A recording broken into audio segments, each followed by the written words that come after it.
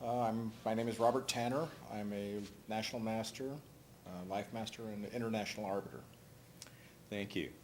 And I'd like you to share with us, what motivated you to get involved with chess, and also what age you began to take chess seriously. Well, I learned how to play chess at 4 or 5 from my father. I guess I started taking chess seriously probably about 8th or ninth grades. And for me, chess was a way to interact in society. And I very, very much attribute my being able to function in society to chess. So when I was in junior high school, my father took me on down, let me start playing at the high school chess club. And then when I got into high school, I continued playing. When I was in 10th grade, one of my mentors in chess, who was a couple of years ahead of me, asked me to become the club tournament director. So I started directing the tournaments and running the matches for them. And that's what really got me hooked in terms of chess. I've always been more active as a director and an organizer than I have as a player.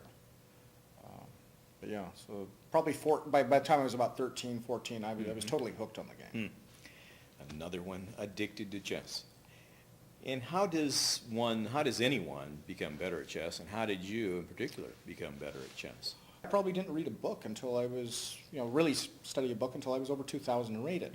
So for me, getting better at chess was just playing, more playing. And although I didn't work very hard at studying the game, I'm fiercely competitive. I hate losing. So when I sat down at the board, I worked my tail off. And I would always play the strongest competition I could get. So I would play up a section whenever I had the chance. And the one thing that I did do that was very beneficial for me was whenever I had a chance and whenever my opponent would allow it, I would ask him afterwards, would you go over the game with me? Would you take a look? And so basically I was getting these free lessons because everybody loves to show how they destroyed you and how brilliant they were. And so they were glad to share their knowledge. Right. So for you, it seems like practice was more important.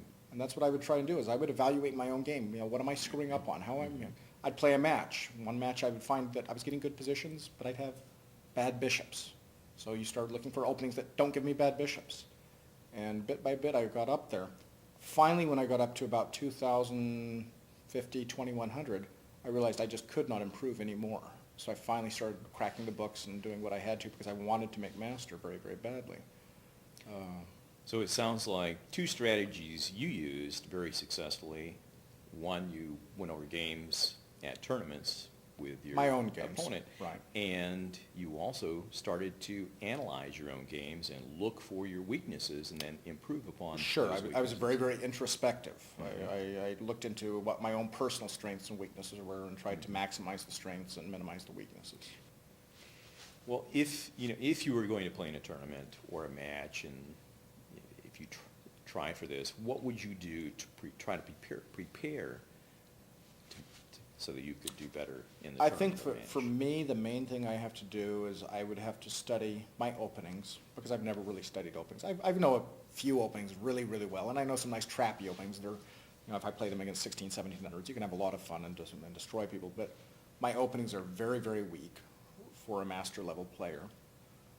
So I would have to invest quite a bit of time in that, start playing some more mainstream openings instead of some of the offbeat things that I play to get people out of the book.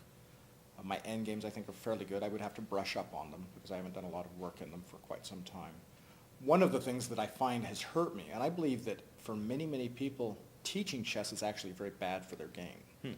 And the reason I believe that is I think you start dumbing down your answers. When people ask you questions, you answer at the level that they can understand. And if you do this on a regular basis long enough, then all of a sudden you start thinking that same way when you play games. Well, this is good enough. And good enough is not good enough if you want to achieve, a premier level game. So I think I would probably stop teaching, at least for the time being, if I was trying to maximize my game. Did you have any other strategies that you employed to become better? Yeah, after I got to a point, I got up, I broke master, and then I fell back into the high expert class, and I kind of hovered in this 2150 to 2220 range. And finally I decided, how far can I get?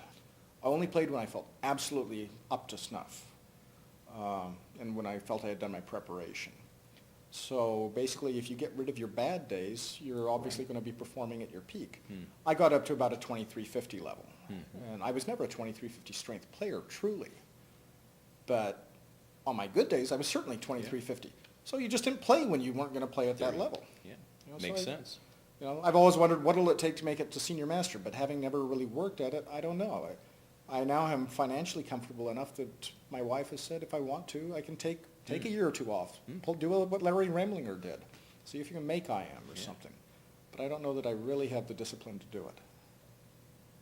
I would be curious to see what would happen if I was to put 20, 25 hours a week of serious study in and play in maybe 2 serious tournaments a month. You know, where I'm playing players with average ratings over 2,000, a couple times a month, which would be maybe 20 tournaments a year, and really working it. But I suspect active play against top-level competition plus about 20, 30 hours a week would be probably all I'm willing to give it, but I think I could do some good things with it. The question is, at this age, at age 49, do I have the memorization abilities? I'm not sure that memorization is as important up to the 24, 2,500 as some people think it is. 26, 2,700, yes.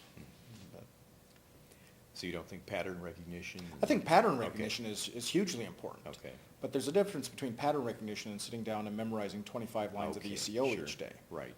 The pattern recognition in many cases I think is subliminal. I'm just wondering if there are any personal challenges or obstacles that you've had to overcome along the way. Well, as I say, 90% of my chess career has been as a tournament director. But in terms of play, no, I can't say that I had any problems. I lived in California.